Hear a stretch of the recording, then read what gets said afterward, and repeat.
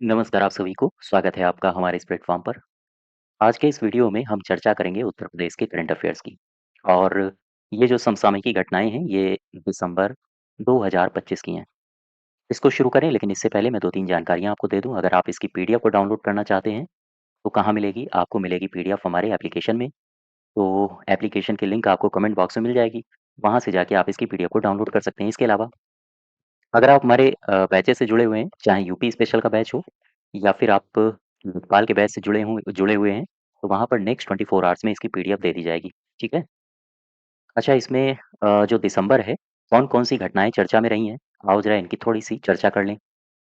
एक योजना है स्वास्थ्य सेवा सुधार योजना, ये अभी चर्चा में रही है, इसकी भी बात करेंगे हम लोग। भारत का पहला वन विश्वविद्यालय, ये भी चर्चा में रहा है, वहाँ पर इसको उद्घाटित किया गया है, इसकी भी चर्चा करेंगे।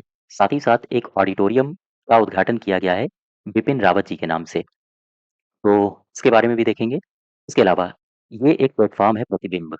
प्रतिबिंब का इस्तेमाल करना उत्तर प्रदेश की पुलिस ने शुरू किया है, तो ये क्या है और कहाँ, किस ज़िले या किस शहर की पुलिस ने इसका इस्तेमाल करना शुरू किया है? इसके अलावा स्पोर्ट्स एज़ मेरठ का शुभारंभ किया गया है, क्या है इसके बारे में डिस्कस करेंगे। साथ ही साथ स्मार्ट सिटी इंटीग्रेशन सेंटर, इन सभी घटनाओं के अतिरिक्त और भी कई सारी महत्वपूर्ण घटनाएँ हुई हैं उत्तर प्रदेश में, उन सभी को डिस्कस करते हैं।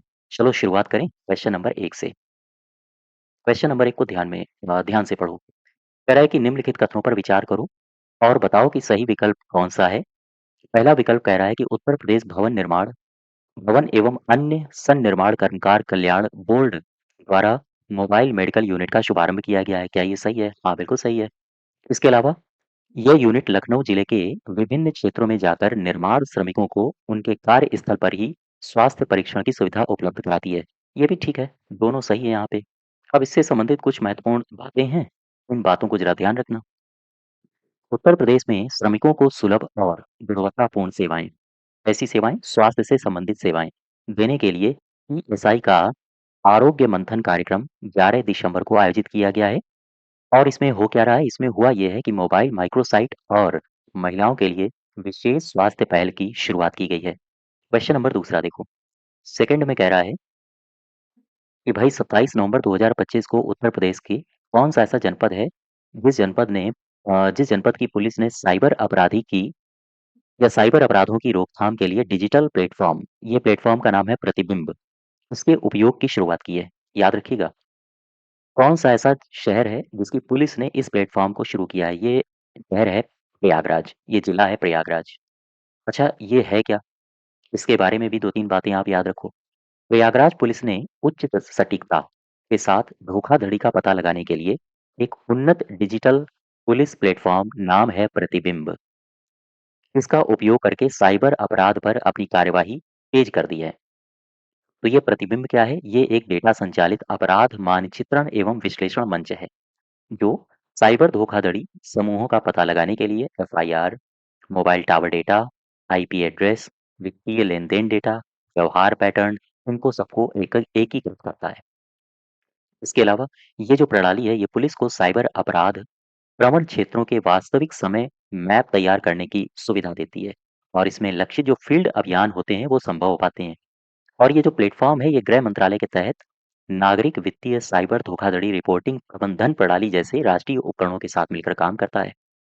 क्यों काम करता है? जिससे संदिग्ध लेन-देन को समय रहते बचाया जा सके, ब्लॉक किया जा सके। ठीक है? नेक्स्ट देखो क्वेश्चन नंबर तीसरा।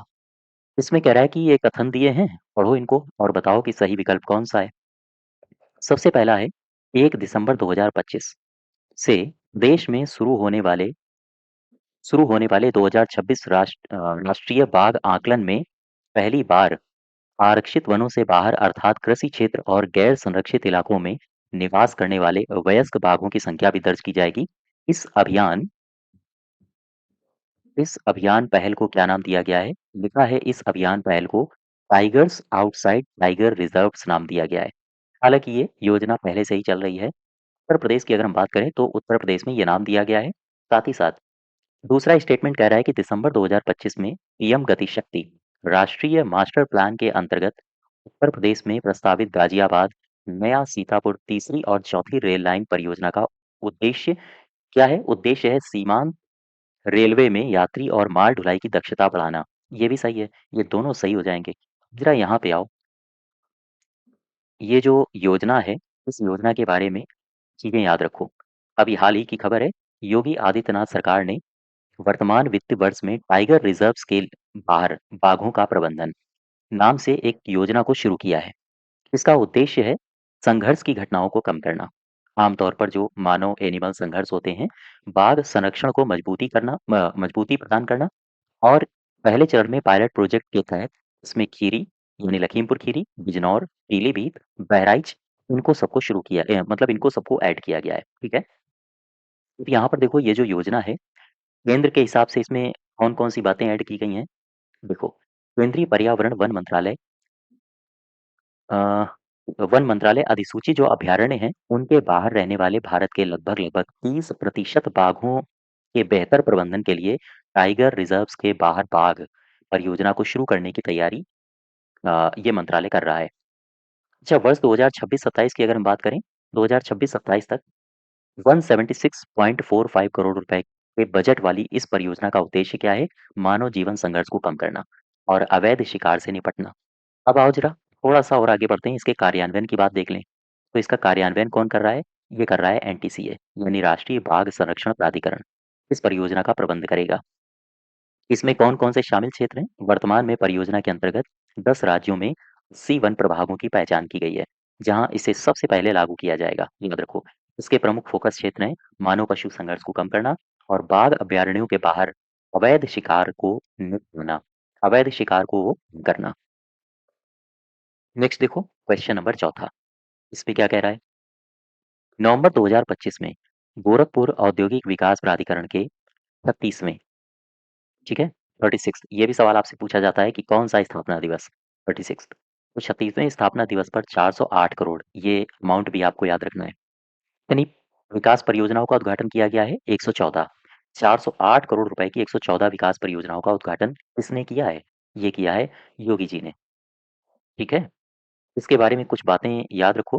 गीडा के विभिन्न क्षेत्रों में ये 408 करोड़ रुपए की 114 बुनियादी परियोजनाओं की आधारशिला यहाँ पर रखी गई है और उद्घाटन मुख्यमंत्री जी ने किया है।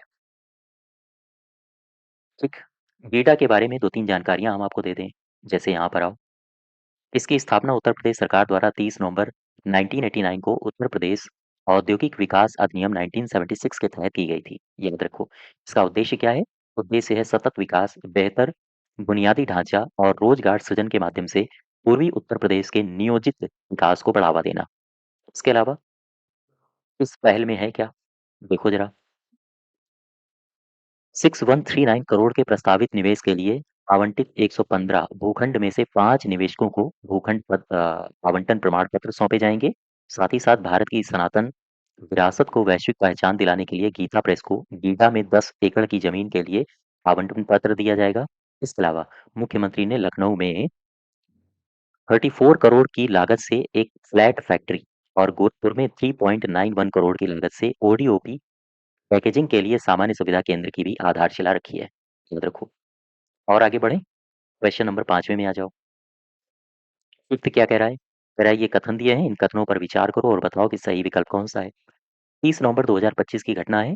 उत्तर प्रदेश सरकार ने रेंट एग्रीमेंट पर स्टाम्प शुल्क पंजीकरण शुल्क में 90% की कटौती की है। बिल्कुल सही है। राजनाथ सिंह ने डीआरडीओ की एक प्रयोगशाला का दौरा किया है और रक्षा क्षेत्र में हो रहे नवाचारों और अनुसंधान कार्यों की समीक्षा की। ये प्रयोगशाला रक्षा सामग्री और भंडार अनुसंधान प्रतिष्ठान केंद्र कानपुर में है। नहीं समझे आप? फिर से पढ़ते हैं इसको। देखो, दूसरा स्टेटमेंट ये कह रहा है कि हमारे जो रक्षा मंत्री हैं इन्होंने डीआरडीओ की एक प्रयोगशाला की समीक्षा की है। ठीक, इस प्रयोगशाला में हो क्या रहा था? वो ये रहा था कि रक्षा क्षेत्र में नवाचार अनुसंधान कार्य हो रहे थे। अब सवाल अगर ये आ जाए कि ये प्रयोगशाला कौन-सी है, जहाँ पर ये गए थे? ये है रक्षा सामग्री भंडार अनुसंधान विकास प्रतिष्ठान और ये है कानपुर में। ठीक, तो दोनों सही हो जाएँगे। यानी कि सी पार्ट। नेक्स्ट देखो, अच्छा इसमें कुछ बातें हैं एक्स्ट्रा, तो वो बातें आप याद रखो। उत्तर प्रदेश सरकार ने किराएदारी एग्रीमेंट पर लगने वाला जो स्टाम्प शुल्क है, 90% तक कम कर दिया है। इससे अब पंजीकरण कराना सस्ता हो गया है। पहले यहाँ पर 10,000 रुपए रुपए लगा करते थे, अब मात्र 1,000 रुपए लगेंगे। इस फैसले से होगा क्या, किराएदारी अनुबंधों के पंजीकरण में वृद्धि होने की संभावना है और साथ ही साथ भवन मालिक यानी मकान मालिक और किराएदार दोनों को इससे लाभ होगा और जो आपस में विवाद हुआ करते थे वो विवाद भी कम होंगे। नेक्स्ट देखो क्वेश्चन नंबर छठा, दिसंबर 2025 में माघ मेला लोगों में एक वृक्ष को मोक्ष के प्रतीक के रूप में दर्शाता है। ये ये वृक्ष कौन सा है? ये है अक्षय वट वृक्ष। ठीक। नेक्स्ट देखो क्वेश्चन नंबर यहाँ पर आओ जरा। माघ मेला से संबंधित और कुंभ मेला से संबंधित दो बातें याद रखो। कुंभ मेला जो है वो हर साल 12 साल में आयोजित होता है। इसमें तीर्थ यात्रियों की भारी भीड़ होती है और कभी-कभी ऐसा भी होता है कि भीड़ बेकाबू हो जाती है तो हिंसा भी हो जाती है या फिर भगदड़ में आपदा भी घट जाती है जैसे अभी कुंभ में हुआ था। वहीं माघ मेला याद रखो ये हर साल आयोजित होता है। इस प्रकार के स्टेटमेंट बनाए जा सकते हैं। ठीक है। क्वेश्चन नंबर 7 में आ जाओ। सातवां क्या कह रहा है? कह रहा है कि दिसंबर 2025 की घटना है। ये दोनों पढ़ो और बताओ कि सही घटना कौन सी है। पहला कथन कह रहा है कि उत्तर प्रदेश सरकार ने ईज ऑफ लिविंग को एक स्लोगन सबका सम्मान जीवन आसान के रूप में लागू किया है। बिल्कुल ठीक है। दिसंबर 2025 में उत्तर प्रदेश सरकार ने भारत के पहले वन विश्वविद्यालय की स्थापना की घोषणा की है। कहाँ पर? गोरखपुर में। प्लीज जरूर याद रखना। तो ये दोनों सही है। ठीक है। क्वेश्चन नंबर 8 में आओ। 8 में कह रहा है कि दिसंबर 2025 में उत्तर प्रदेश पर्यटन विभाग ने इस शहर में discover Uttar Pradesh tourism hub का उद्घाटन किया है। ये किया गया है वाराणसी में। मैं आपको 9th में लिए चलता हूँ। 9th कह रहा है कि 2025 में मुख्यमंत्री योगी आदित्यनाथ ने स्मार्ट सिटी इंटीग्रेशन सेंटर का उद्घाटन किया है। बताओ भाई कहाँ किया? बता दो। मथुरा में किया है। 10th में आओ जरा। 10वां क्या कह रहा है? मिनिस्ट्री ऑफ स्टैटिक्स के बारे में दिया गया है कि दिसंबर 2025 में 2022-23 में एमपीसीई सर्वेक्षण के अनुसार प्रदेश में सर्वाधिक शहरी उपयोग, ये उपयोग नहीं होगा, यहाँ पर टाइपिंग एरर है, यहाँ पर होगा उपभोग। ठीक है, उपभोग, तभी तो सी फॉर कंजम्पशन हो पाएगा। तो क्या कह रहा है? 2022-23 एमपीसीई सर्वेक्षण के अनुसार देश में सर्वाधिक शहरी उपभोग व्यय वाला जिला कौन सा है? आंसर होगा गौतम बुद्ध नगर। नेक्स्ट देखो क्वेश्चन नंबर 11। इसमें कह रहा है कि ये कथन दिए हैं, इन कथनों को पढ़ो, सही विकल्प की पहचान करो। उत्तर प्रदेश सरकार ने प्रयागराज के वार्षिक माघ मेले का आधिकारिक लोगो जारी किया है। ठीक है, सही है। दिसंबर 2025 में उत्तर प्रदेश में विकसित माइक्रो फॉरेस्ट परियोजना का उद्देश्य जैव विविधता संरक्षण और जलवायु संतुलन है। ये भी ठीक है। दोनों ही कथन आपके सही हो जाएंगे। क्वेश्चन नंबर 12 में आ जाओ। 12 क्या कह रहा है? ध्यान से पढ़ो इसको। कह रहा है कि दिसंबर 2025 में उत्तर प्रदेश सरकार ने इस आईआईटी के सहयोग से नई पर्यावरणीय पहल, नाम क्या है? किसानों के लिए भारत का पहला बड़े स्तर का कार्बन औद्योगिक मॉडल, इसकी शुरुआत की है। इसकी शुरुआत किस आईआईटी के सहयोग से की है? ये पूछ रहा है आपसे। ये है आईआईटी रुड़की। अब इसके बारे में कुछ महत्वपूर्ण बातें आप याद रखो, गौर करना। भारत में पहला है, भारत का पहला बड़े स्तर का कार्बन क्रेडिट मॉडल है ये, जिसका पायलट प्रोग्राम सहारनपुर मंडल में शुरू होगा। धीरे-धीरे पूरे राज्य में ये विस्तारित होगा, ये भी ठीक है। राजस्व वितरण की अगर हम बात करें आपसे, तो कार्बन क्रेडिट बाजार में बेचे जाने वाले 50% राजस्व सीधे किसानों को दिया जाएगा। अर्जित आय मृदा की गुणवत्ता और संग्रहीत कार्बन की मात्रा पर निर्भर करेगी। इसके अलावा वैज्ञानिक निगरानी की अगर हम बात करें, तो आईआईटी रुड़की मृदा नमूनों का वैज्ञानिक परीक्षण करेगा और रिमोट सेंसिंग के माध्यम से कार्यक्रम की निगरानी सुनिश्चित करेगा। यह ढांचा कार्बन भंडारण के मापन, सत्यापन और मौद्रीकरण को प्रमाणित करता है। ठीक है।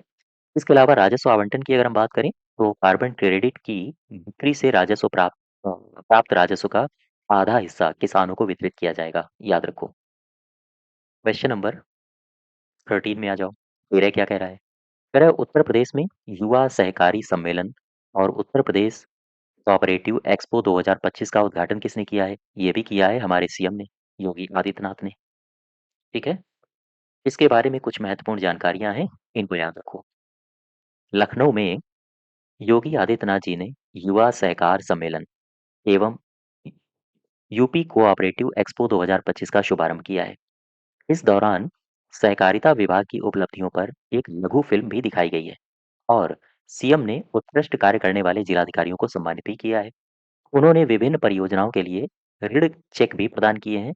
साथ ही साथ एम पैक्स सदस्यता अभियान के उत्कृष्ट प्रदर्शन करने वालों को भी इन्होंने सम्मानित किया है। कुल मिला के आप केवल और केवल उसका शुभारंभ के बारे में दो बातें याद रखो। इसने किया कहाँ हुआ, बस। ठीक। और आगे बढ़ो, क्वेश्चन नंबर 14 में आ जाओ। 21 दिसंबर 2025 की घटना है। कह रहा है कि इस दिन प्रदेश के मुख्यमंत्री योगी आदित्यनाथ ने मुख्यमंत्री कृषक समृद्धि योजना के तहत छोटे किसानों के लिए कितने प्रतिशत ब्याज दर पर कृषि लोन देने की घोषणा की है। 4 तो गलत है, 4 गलत है, यहाँ पर सही उत्तर होना चाहिए 6%। अब इसके बारे में जरा देख लो, दो चार बातें। देखो, उत्तर प्रदेश में किसानों को एक बड़ा तोहफा मिला है सरकार की तरफ से। क्या है ये, इस लाइन को जरा ध्यान रखना। लाइन ये है कि ये जो तोहफा मिला है वो लघु और सीमांत किसानों को मिला है। लघु और सीमांत किसान अपने कृषि कार्यों के लिए 6% ब्याज दर पर लोन ले सकते हैं। पहले मुख्यमंत्री कृषि समृद्धि योजना के तहत 11 से 11.5% ब्याज दर लगती थी। इस योजना से किसान 3 से 15 साल के लिए लोन ले सकते थे। लेकिन अब क्या हुआ है? मुख्यमंत्री ने 21 दिसंबर 2025 को लखनऊ में एक कार्यक्रम हो रहा था, उस कार्यक्रम में ब्याज दर घटाने का ऐलान किया है। ठीक है? साथ ही साथ यूपी कोऑपरेटिव एक्सपो 2025 और युवा सहकार सम्मेलन में मुख्यमंत्री जी ने ये भी कह दिया है कि लघु और सीमांत किसान को यूपी सहकारी ग्राम विकास बैंक, इस बैंक का भी नाम याद रखना, से मात्र 6% ब्याज दर पर ऋण उपलब्ध कराया जाएगा। ठीक है? और आगे बढ़ो जरा। कुछ की पॉइंट्स हैं इस पैरा में, इसलिए इनको आप हाइलाइट ज़रूर करिएगा। इसके अलावा युवा सहकार सम्मेलन एक्सपो का प्रारंभ भी योगी जी ने किया है। ठीक? योगी आदित्यनाथ ने अंतर्राष्ट्रीय सहकारिता वर्ष 2025 याद रखो। इसके अंतर्गत इंदिरा गांधी प्रतिष्ठान के जुपिटर हॉल में युवा सहकार सम्मेलन यूपी कोऑपरेटिव 2025 का शुभारंभ किया है। और संयुक्त राष्ट्र संघ ने 2025 को क्या बनाया है, क्या घोषित किया है? अंतर्राष्ट्रीय सहकारिता वर्ष। ठीक, तो ये कुछ महत्वपूर्ण पॉइंट्स हैं जो आपको तैयार रखने चाहिए।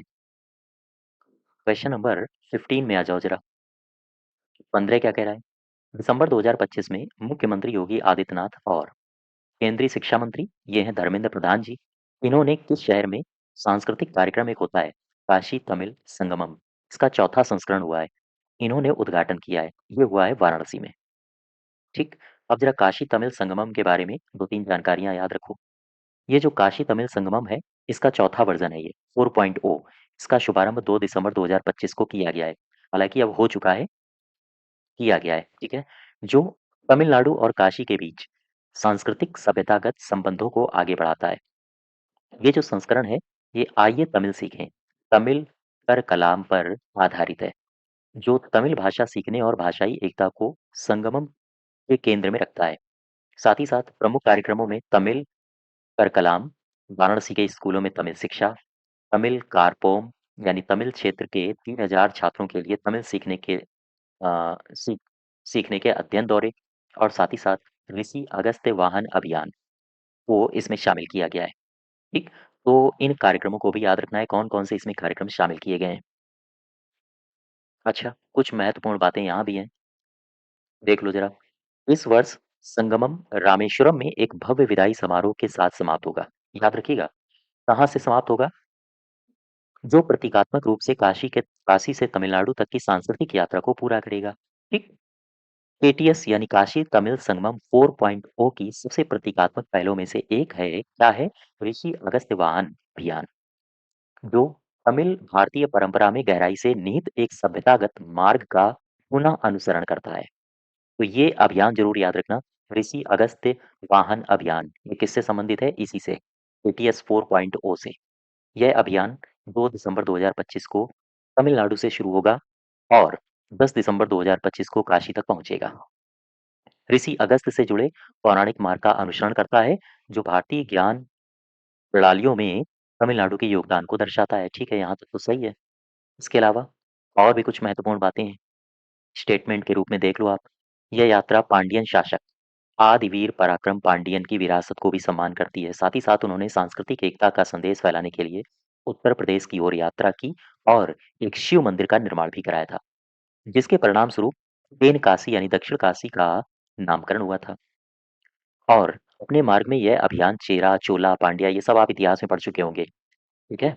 पल्लवा, चालुक्य, विजयनगर काल के सभ्यतागत संबंधों को उजागर करता है।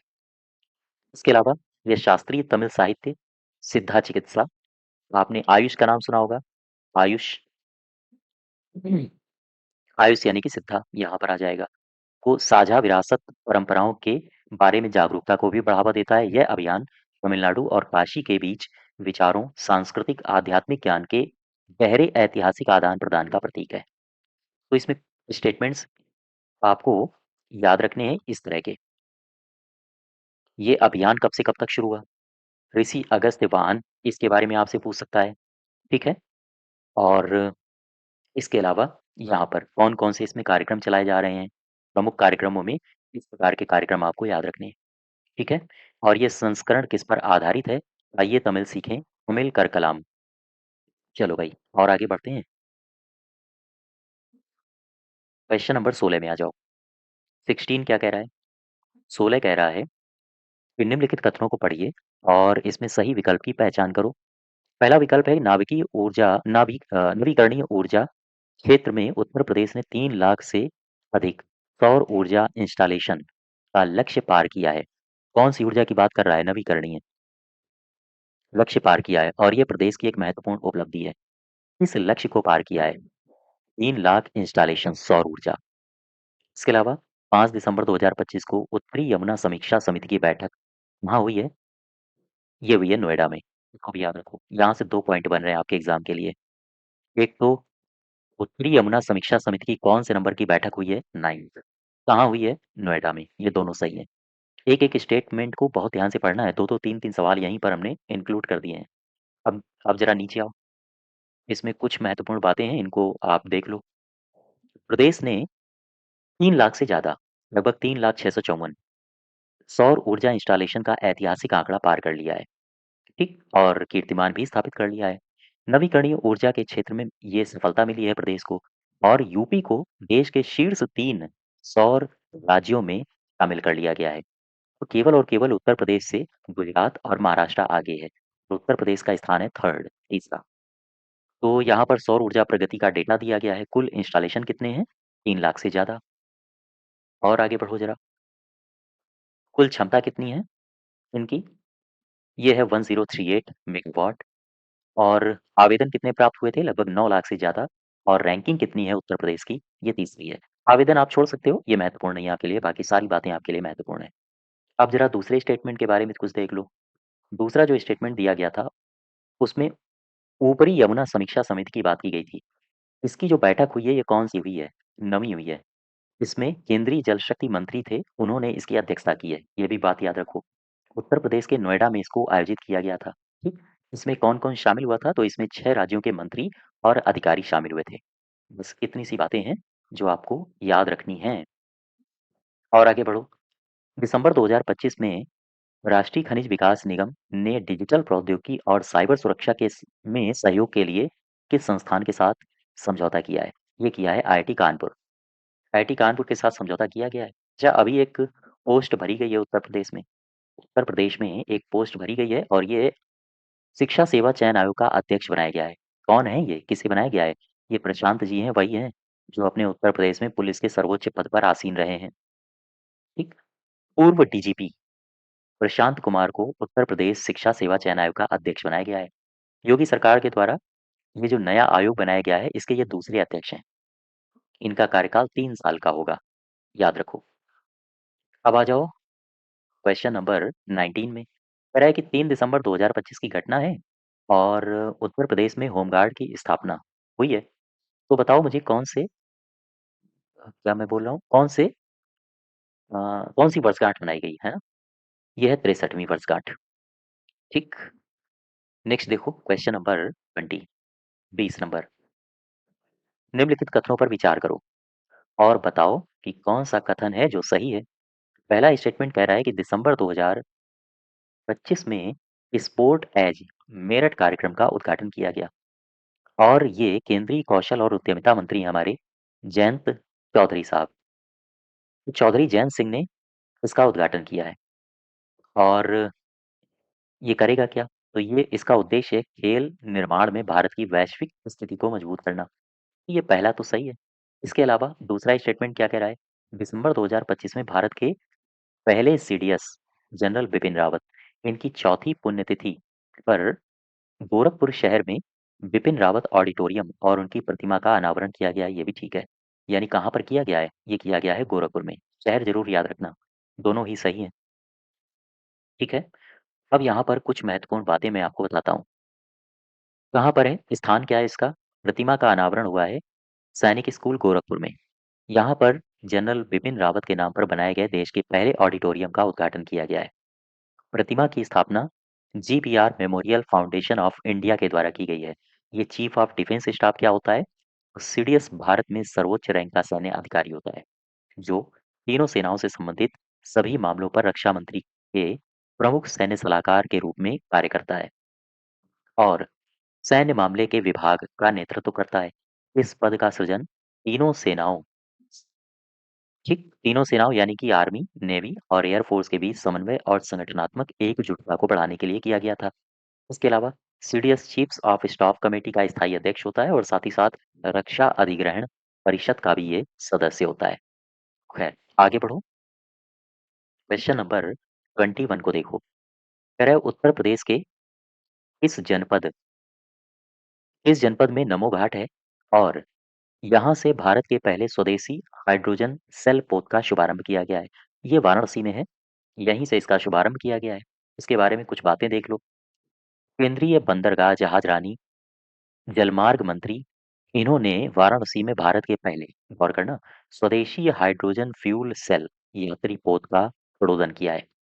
अच्छा, ये स्वच्छ और संधारणीय अंतर्देशीय जल परिवहन की दिशा में राष्ट्र के प्रयासों में एक महत्वपूर्ण कदम है। तकनीकी डिजाइन की अगर हम बात करें, इससे संबंधित जो विशेषताएं हैं, इसका पूर्ण विकास कहाँ से किया गया है? भारत में कोचीन शिपयार्ड लिमिटेड से इसका विकास हुआ है। ठीक? और किसके सहयोग से हुआ है? अंतर्देशीय जलमार्ग प्राधिकरण के सहयोग से हुआ है। यह एक निम्न तापमान कौन एक्सचेंज मेम्ब्रेन ईंधन सेल प्रणाली पर संचालित होगा। यह संग्रहित हाइड्रोजन से बिजली का उत्पादन कर सकेगा, जिसमें केवल जलवाष्प उप उत्पाद के रूप में काम करेगा और जिसका अर्थ होता है लगभग शून्य उत्सर्जन केवल और केवल जलवाष्प। ठीक है, तो ये स्टेटमेंट बना के आपसे पूछे जा सकते हैं एक्स्ट्रा में। आप याद रखो इसमें किसका इस्तेमाल होता है, किससे ये संचालित होता है। फिर 22 में आ जाओ। निम्नलिखित कथनों पर विचार करो और सही कथन की पहचान करो। हाल ही में उत्तर प्रदेश में नरौरा परमाणु ऊर्जा स्टेशन ने निक्षय मित्र इस पहल को याद रखना। निक्षय मित्र पहल के तहत 7970 क्षय रोग से पीड़ित रोगियों को गोद में लिया है। दूसरा स्टेटमेंट क्या कह रहा है? नरौरा नरौरा परमाणु ऊर्जा स्टेशन उत्तर प्रदेश के बुलंदशहर जिले में नरौरा में गंगा नदी के तट पर अवस्थित है। ये भी ठीक है, तो यहाँ दोनों सही हो जाएंगे। अच्छा, तीसरा भी है। तीसरा स्टेटमेंट क्या कह रहा है? नरौरा एटॉमिक पावर स्टेशन में कितने दो दो दाब युक्त भारी जल रिएक्टर हैं, जिसमें से प्रत्येक की जो क्षमता है वो 220 मेगावाट है। और इस प्रकार से अगर दो दाब युक्त रिएक्टर हैं तो 220 प्लस 220 यानी कितना हो गया? 440। इसकी जो टोटल क्षमता है वो है 440। बी पार्ट सही होगा, दोनों सही हैं। अब आ जाओ 23 में। 23 क्या कह रहा है? हाल ही में चर्चा में रहे प्रधानमंत्री टीबी मुक्त भारत अभियान के संबंध में ये कथन दिए हैं। पढ़ो इनको और बताओ कि सही कौन है। वर्ष 2022 में राष्ट्रीय क्षय रोग उन्मूलन कार्यक्रम के तहत शुरू किया गया था ये अभियान। इसका उद्देश्य है पोषण, निदान, आजीविका संबंधी सहयोग प्रदान करके उपचार के परिणामों में सुधार लाना। भारत के टीबी उन्मूलन लक्ष्य को गति देना इसका लक्ष्य है, बिल्कुल सही है। निक्षय मित्र क्या है? ये पहल पीएमटीबी एमबीए यानी कि प्रधानमंत्री टीबी मुक्त भारत अभियान का हिस्सा है, जो व्यक्तियों, एनजीओज, कारपोरेशनों और टीबी रोगियों को पोषण, सामाजिक या आर्थिक सहायता प्रदान करने के लिए प्रोत्साहित करती है। बिल्कुल सही है दोनों। क्वेश्चन नंबर 24 में चलते हैं। 24 में क्या कह रहा है? 24 में कह रहा है कि गोमती नदी तट पर पैदल यात्री पुल को मंजूरी मिल गई है। इसके संबंध में सही कथन की पहचान कर लो। तो पहला क्या है? लखनऊ विकास प्राधिकरण ने पर्यटन को बढ़ावा देने के लिए गोमती रिवर फ्रंट पर एक नए पैदल यात्री पुल के निर्माण को स्वीकृति दी है। बिल्कुल ठीक है। ये पुल कहाँ से कहाँ तक जाएगा? गोमती बैराज व कुड़िया घाट के निकट ये बनाया जाएगा। और गोमती नदी की महत्वपूर्ण सहायक नदियां कौन कौन सी हैं? एक तो सई है, कुकरेल है, सरायन है, चोहा है, रेत और बेहटा। यानी तीनों कथन सही है। अब आ जाओ 25 में। 25 क्या कह रहा है? कह रहा है कि हाल ही में चर्चा में रहे प्रतिबिंब पोर्टल सॉरी प्लेटफॉर्म के अंतर्गत निम्नलिखित कथन दिए हैं और बताओ कि कौन से कथन सही है। प्रयागराज जिले की पुलिस ने उच्च सटीकता के साथ धोखाधड़ी का पता लगाने के लिए डिजिटल पुलिस प्लेटफॉर्म प्रतिबिंब का उपयोग करके साइबर अपराध पर अपनी कार्यवाही तेज की है। बिल्कुल ठीक है। प्रतिबिंब एक डेटा संचालित अपराध मानचित्रण विश्लेषण मंच है। बिल्कुल ठीक है। यह गृह मंत्रालय के तहत न- नागरिक वित्तीय साइबर धोखाधड़ी रिपोर्टिंग और प्रबंधन प्रणाली जैसे राष्ट्रीय उपकरणों के साथ मिलकर काम करता है। बिल्कुल ठीक है। तीनों सही कह सकते हो आप। ठीक है। आ जाओ 26 में। कह रहा है कि नागरिक वित्तीय साइबर धोखाधड़ी रिपोर्टिंग एवं प्रबंधन प्रणाली संबंध में अब सही कथन बताओ। यह वित्तीय साइबर धोखाधड़ी की रिपोर्टिंग के लिए एक राष्ट्रीय ऑनलाइन प्रणाली है। हाँ बिल्कुल ठीक है। प्रणाली का समन्वय गृह मंत्रालय के अधीन Indian cyber crime coordination centre द्वारा किया जाता है। इसको एक बार इस स्टेटमेंट को फिर से पढ़ो। आपसे वित्तीय साइबर धोखाधड़ी रिपोर्टिंग प्रबंधन प्रणाली के बारे में पूछ रहा है ना। प्रणाली का समन्वय कौन कर रहा है? गृह मंत्रालय के अधीन Indian cyber crime coordination centre. हाँ ठीक है। दोनों सही हैं। ठीक। 27 में आओ जरा। 27 को पढ़ो। कह रहा है ऊपरी यमुना समीक्षा समिति की बैठक के संबंध में सही कथन बताओ। नवी बैठक हुई है, ये अभी मैंने आपको बताया था। बिल्कुल ठीक है। जल शक्ति मंत्री जी ने अध्यक्षता करी है, ये भी सही है। नोएडा में इसका आयोजन हुआ है, ये भी ठीक है। 6 राज्यों के मंत्री इसमें शामिल हुए हैं, ये भी ठीक है। तो पहला स्टेटमेंट तो सही हो गया। दूसरा स्टेटमेंट में आओ। एक बैराज दिया है, हथिनी कुंड बैराज। ये हरियाणा, उत्तर प्रदेश, दिल्ली में यमुना के प्रवाह को नियंत्रित करने में महत्वपूर्ण भूमिका निभाता है। हाँ बिल्कुल ठीक है। दोनों कथन सही हो जाएंगे। फिर आ जाओ 28 में। 28 क्या कह रहा है? हाल ही में शुरू किए गए स्पोर्ट्स एज मेरठ के संबंध में सही विकल्प की पहचान करो। जयंत चौधरी जी ने इसकी शुरुआत करी है। बिल्कुल ठीक है। लक्ष्य है मेरठ में प्रमुख खेल निर्माण केंद्र बनाना। बिल्कुल ठीक है। स्पोर्ट्स एज ये physical education fitness and leisure skill council British Asian India foundation और साथ ही साथ national entrepreneurship and skill training पहल के साथ ये साझेदारी करता है। जो भी सही है। ये सारे के सारे ट्रेनिंग सेंटर के नाम याद रखो। ठीक। फाउंडेशंस के नाम याद रखो, पूछे जा सकते हैं किसके किसके साथ ये साझेदारी करता है। अब आ जाओ कौन से विकल्प सही हैं, ये पूछ रहा है। पहला स्टेटमेंट कह रहा है कि राजनाथ सिंह ने कानपुर में रक्षा अनुसंधान एवं विकास संगठन की रक्षा सामग्री भंडार अनुसंधान एवं विकास प्रतिष्ठान प्रयोगशाला का दौरा किया। क्या ये ठीक है? हाँ ठीक है। डीआरडीओ की स्थापना कब हुई? 1958 में। ये भी सही है। इसका मूल मंत्र क्या है? सिद्धांत वाक्य बलस्य मूलम विज्ञानम। ठीक है। तीनों सही हो जाएंगे। ये तो बात हो गई 29 तक की। अब मैं आपको लिए चलता हूँ क्वेश्चन नंबर 30 में। हाल ही में चर्चा में रही गंगा यमुना जल मार्ग परिवर्तन योजना। इस योजना के अंतर्गत बहुत बवाल हो रहा है। ज्यादा तो नहीं, लेकिन जमीनी स्तर पर कुछ विरोध जरूर कर रहे हैं किसान। तो इसके संबंध में आपसे पूछ रहा है कि कौन से कथन सही है। दरअसल ये योजना कहती है कि हम जो ऊपरी गंगा नहर है, इससे लगभग 500 क्यूसेक गंगा जल को यमुना नदी में छोड़ा जाएगा। तो इसी से थोड़ा तनाव चल रहा है कि पानी आखिर उसमें क्यों जा रहा है, पानी किसानों को कम मिलेगा इस प्रकार से। ठीक। तो ये सही है। इस योजना का लक्ष्य क्या है?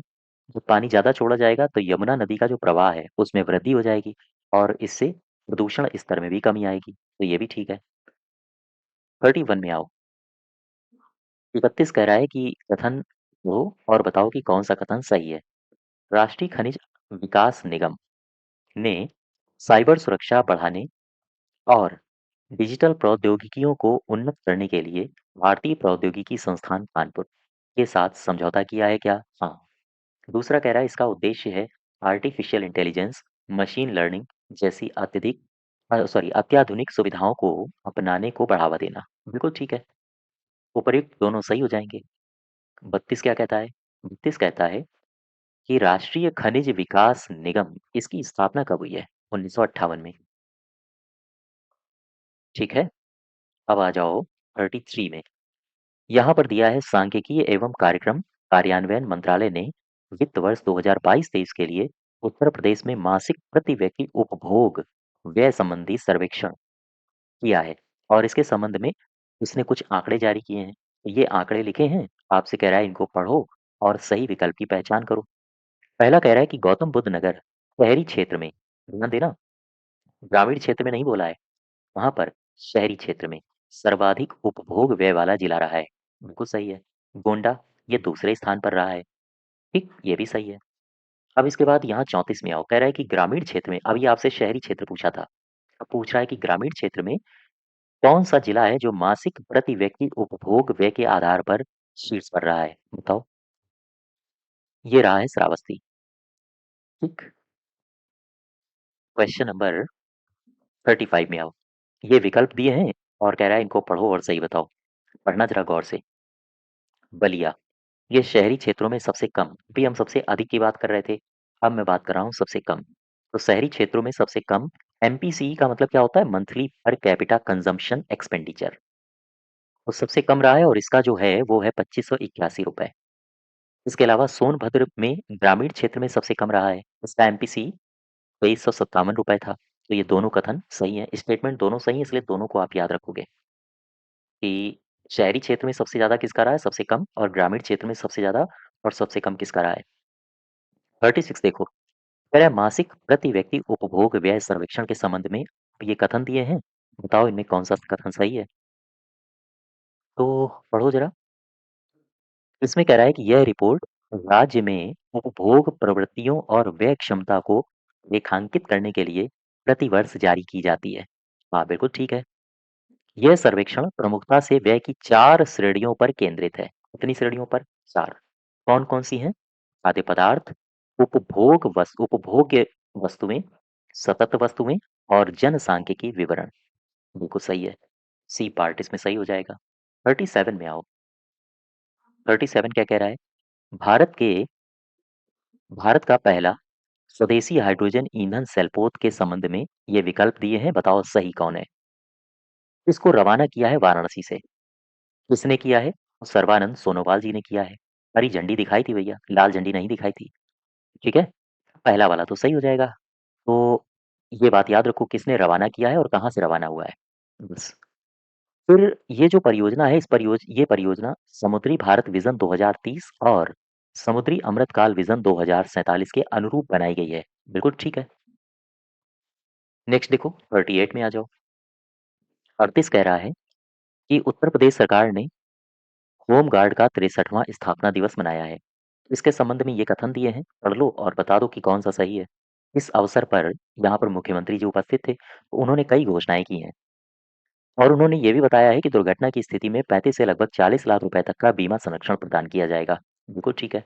होमगार्ड की भर्ती प्रक्रिया में लगभग 4000 युवाओं को डिजास्टर मित्र के रूप में प्रशिक्षित किया जाएगा। ये भी ठीक है। दोनों सही हैं। मैं आपको लिए चलता हूँ 39 में, 39 में। क्या कह रहा है कि बताओ कौन सा सही है। पहला है, प्रदेश सरकार ने गोरखपुर में भारत के पहले वन विश्वविद्यालय की स्थापना की घोषणा की है। बिल्कुल ठीक है। यह विश्वविद्यालय उत्तर प्रदेश के गोरखपुर में जटायु संरक्षण और प्रजनन केंद्र के निकट 125 एकड़ भूमि पर विकसित किया जाएगा। ये भी ठीक है। दोनों सही हो जाएंगे। ठीक है। और आ जाओ पट्टी में, कह रहा है शिक्षा मंत्रालय के स्कूल शिक्षा और साक्षरता विभाग के सचिव कौन हैं जिन्होंने उत्तर प्रदेश के गौतम बुद्ध नगर स्थित पीएम श्री नवोदय विद्यालय में विशेष अभियान 5.0 के तहत माइक्रो फॉरेस्ट का उद्घाटन किया है? कौन है? ये कहाँ पर उद्घाटन किया गया है? ये भी आप याद रखो। उत्तर प्रदेश के गौतम बुद्ध नगर स्थित नवोदय विद्यालय में। और किया किसने है? ये किया है संजय कुमार जी ने। ठीक। ये सचिव हैं, कहाँ के सचिव हैं? शिक्षा मंत्रालय के स्कूल शिक्षा और साक्षरता विभाग के। तो ये 40 क्वेश्चंस हैं दिसंबर 2025 करंट अफेयर्स की सारी घटनाएं उत्तर प्रदेश से संबंधित हैं। तो एक बार फिर मैं आपको बता दूं, अगर आप इसकी पीडीएफ चाहते हैं तो आप हमारे एप्लीकेशन में जाइए, पीडीएफ आप डाउनलोड कर लीजिए। जो लोग हमारे पैसे एनरोल हैं, पहले से ही जुड़े हुए हैं, उनको पीडीएफ आपको नेक्स्ट 24 आवर्स में दे दी जाएगी। इसके अलावा अगर आप हमारे किसी बैच से जुड़ना चाहते हैं, जैसे लेखपाल के बैच से या अन्य बैचेस से, तो इसके बैच भी आपको हमारे एप्लीकेशन में मिल जाएँगे। आप यहाँ पर अपने आप को एनरोल कर सकते हैं। ठीक है? धन्यवाद।